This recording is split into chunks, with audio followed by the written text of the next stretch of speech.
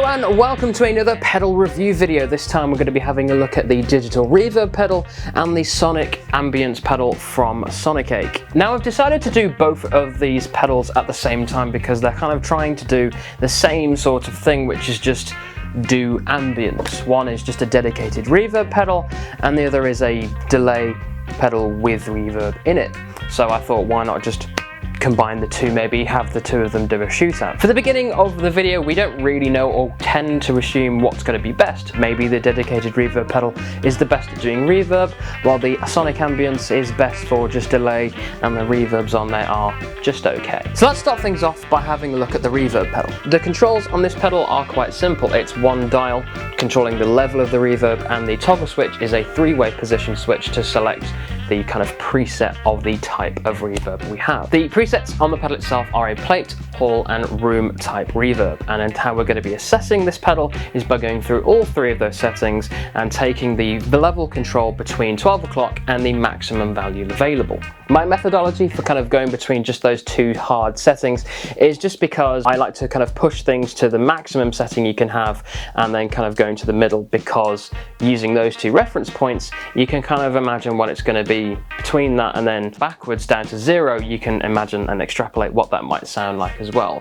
Taking it to extremes will, in theory, kind of highlight the strong points and also the weaknesses of the pedal as well. So I see no point in just elongating the entire process. Let's just kick off. So the first setting we have here is the plate preset and the dial at 12 o'clock. And what does this sound like?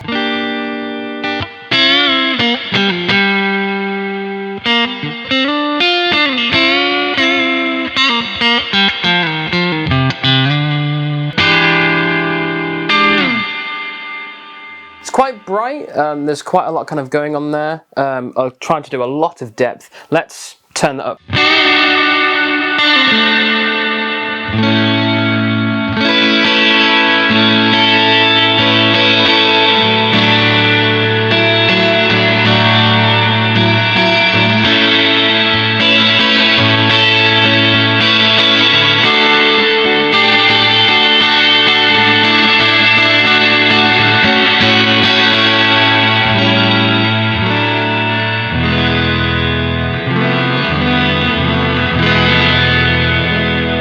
It's even brighter, there's so much more depth in there, maybe just because it is louder. There is so much kind of characterization in there. I really enjoy that. Maybe it's a little bit too bright, but then maybe you can just kind of control that by bringing down some of the treble in your kind of amp settings if you want, or if it is bright as you would like it, then great. So we've now got the whole type sound, and let's check out what that's doing.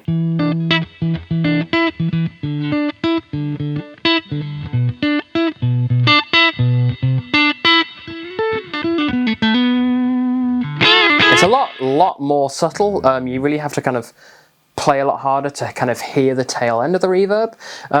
Just because of that subtlety, I'm going to toggle between having the pedal in and then also out. Put it in.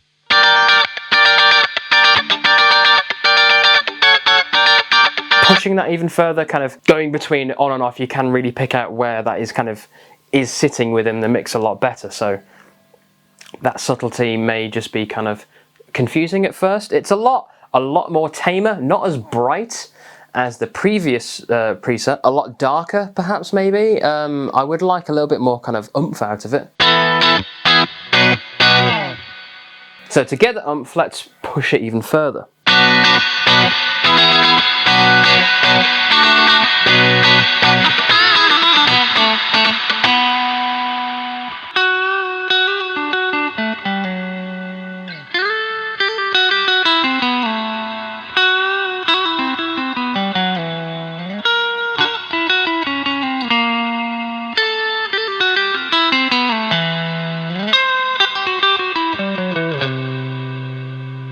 So there's a lot more kind of going on there. Maybe it's not as bright as the last one, but if you're pushing it this hard, it can still come through quite well.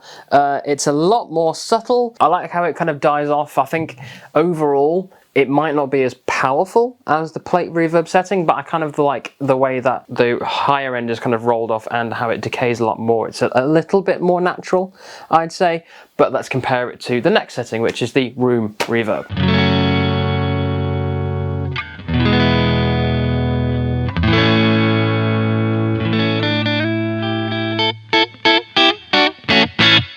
That is so subtle.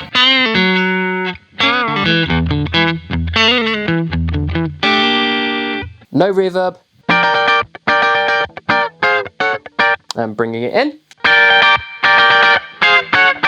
It's still very subtle, but it kind of adds a little bit more of kind of a subtle, rounded kind of body to it. It's not as in your face as the previous settings, but it is doing something. It's a lot more subtle. Maybe it's just something you'd want to round off your tone rather than using it as a main effect to bring something to it. It's a lot subtler. Then again, it is just trying to be a room, and we are only at 12 o'clock in terms of the level. Let's push it up to the maximum setting, see what more we can get.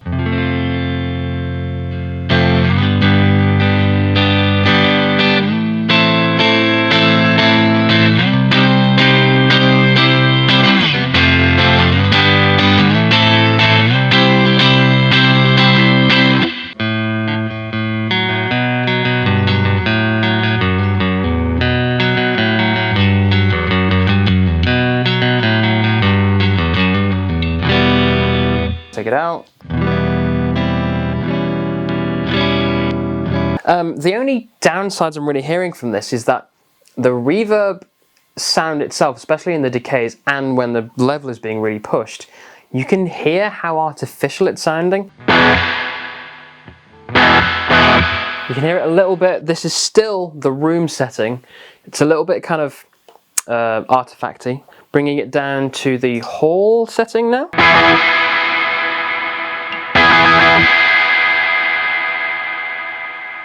It's a little bit more well masked there. It's because of the kind of the level of the repeats that are going on in there. It's a little bit well hidden, so maybe that kind of artifact type sound is just really present on the hall, the room, sorry. But let's bring it down to the plate.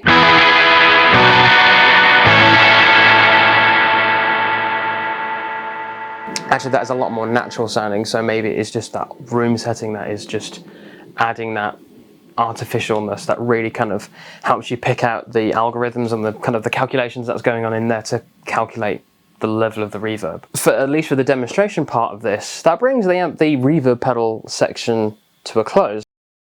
So now we've come to the section where we're going to be moving on to the Sonic Ambience pedal. This is the reverb delay pedal, hence why they're calling it an ambience pedal. It's got both types of ambience, if that's how you'd want to characterize it. So the pedal itself is made up of kind of two sections, the reverb section and obviously the delay section. In terms of the types of delay, which we'll look at first, it has four types or four presets of delay type sounds, which is an analog delay, a digital delay, a tape delay, and obviously then a reverse type delay. Kind of classic four types of delay sounds that people really want to go for. Great choices.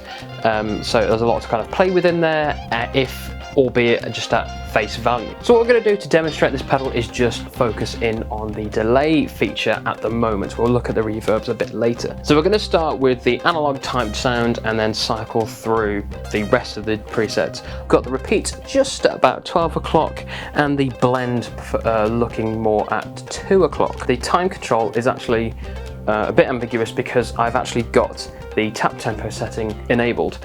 I originally missed the tap tempo feature completely because apparently I have the perception of an Imperial Stormtrooper, but it's actually a wonderful aspect to get in a delay pedal, and particularly one at such a low price. If you ask me, just because it has a tap tempo in there, it's already off to a win.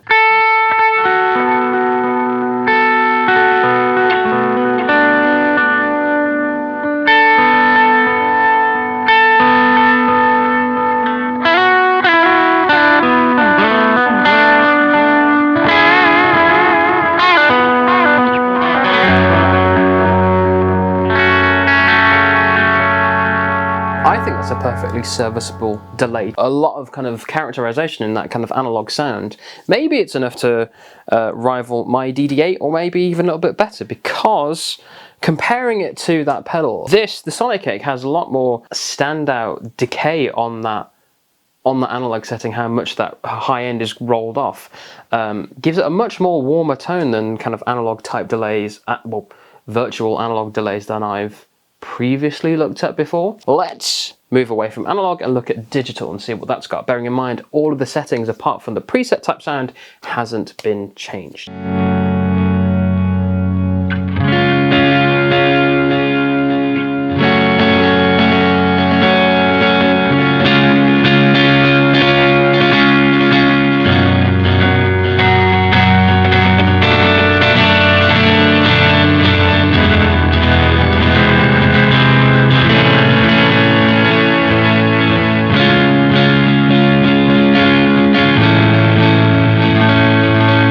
Definitely massively distinctive from the analog sound. That roll-off, that high-end roll-off just isn't there. It is a true digital delay, to my ear at least. It's not losing any of that kind of quality. It's very digital, it's very blatantly not a real kind of analog kind of delay sound. Impressive or not so impressive, because it's just repeating that same signal. If that's the sort of sound that you like, it's pretty good. Now let's move on to the tape delay. I'm pretty excited by this, so let's hope it doesn't disappoint.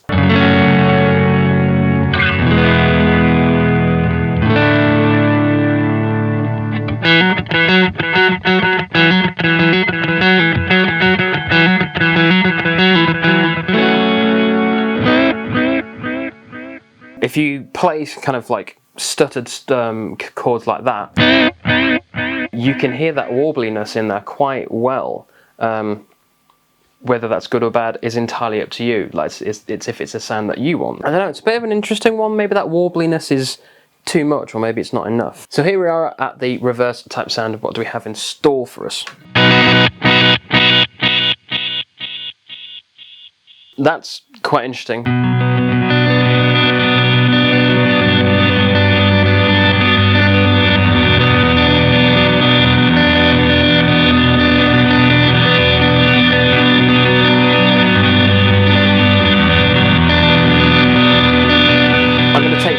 All the way up again and see if that removes the dry signal and we're left with just the wet. I have a sneaking suspicion it won't, it just puts in more wet.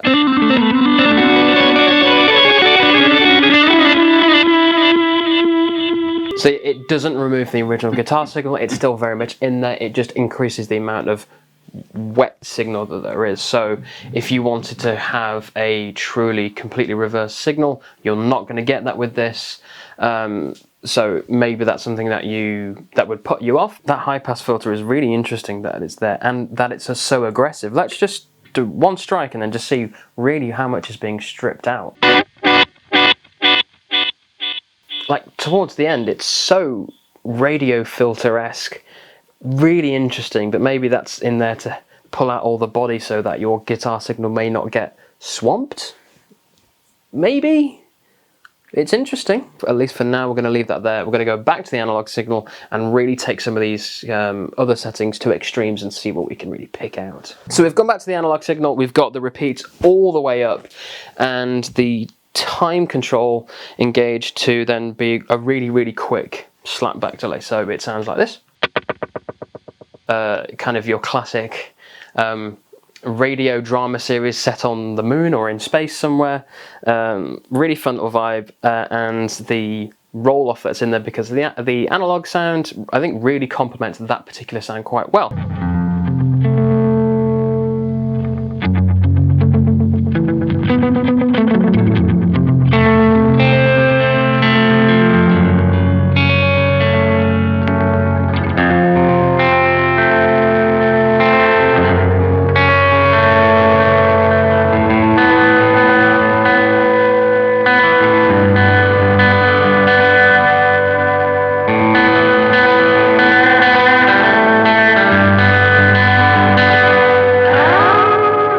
so quickly, before we look at both of these settings, I've taken out the delay aspect by just bringing the mix right down. We're going to quickly blast through what the reverb settings on this pedal can do by themselves, and then we're going to bring in the delay for kind of the full ensemble. So we're on the room setting for the reverb, which sounds like this.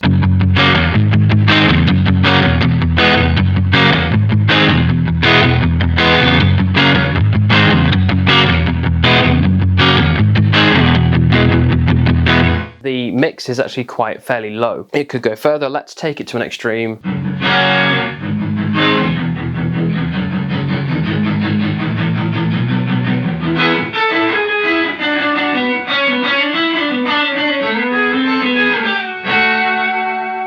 That's really interesting. It takes out the dry signal, leaving you with just the wet. You can strike the guitar and you're definitely not hearing anything as soon as you play it, but you can definitely hear then the wet sound, the reverb sound. So that's quite interesting. So we're gonna because of that, we're gonna take the mix signal down to 12 o'clock. So we've brought the mix down to middle, and then we've moved on to the hall sound. And what have we got with that?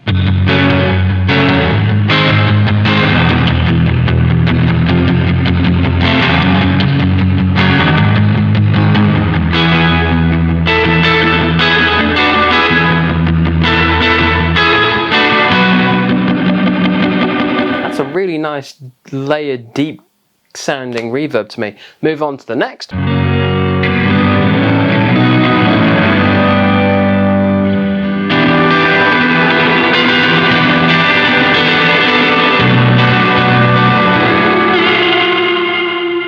Big amount of ambience. There is a lot in there. Finally, we're going to look at the plate sound.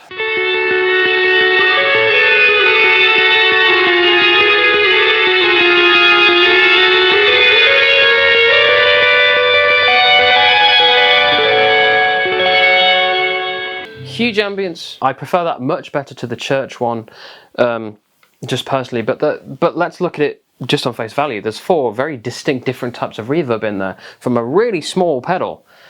What's not to like? That's great. So let's take the reverb back down to the first setting and bring in some delay. We're going to stick with just the analog sounds, as I think that is a fair approximation of the types of delay that at least I'd be using it for. It's the preferred delay setting that I've got. The warbliness from the tape is a bit too much for me. The reverse is just a bit too unusable, and the digital is just too a bit flat and boring. So analog, and just cycle through some of these reverb sounds. So what do we have? We're in the room type reverb with the analog delay, tap tempoed in at that much, and immediately straight away, just from that, you can hear that artifacting that we saw for the previous pedal. And this is, bearing in mind, this is just the room reverb setting, so maybe because it's a small scale room, some of those imperfections are going to be coming out quite well, but that's just from a strike like this. Maybe it won't be as bad when we play, so let's play something.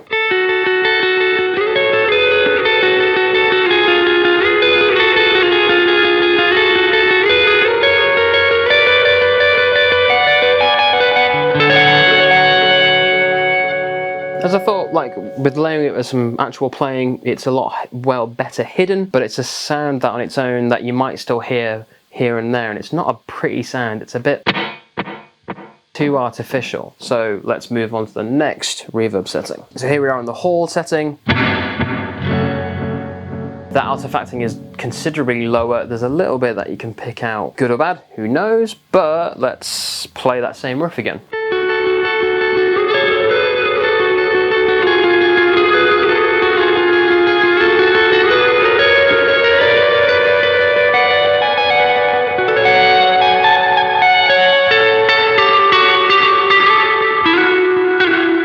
That's definitely a lot warmer. I really enjoy that sound a lot better than the room sound.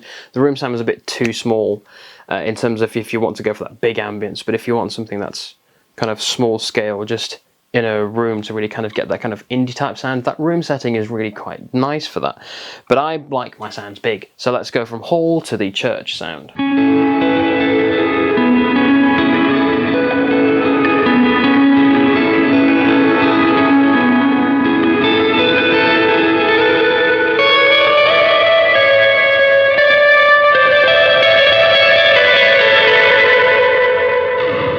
And then to the final one, so we're back on the plate sound. I think this is going to sound a bit harsh because of the higher frequencies that the plate likes to bring.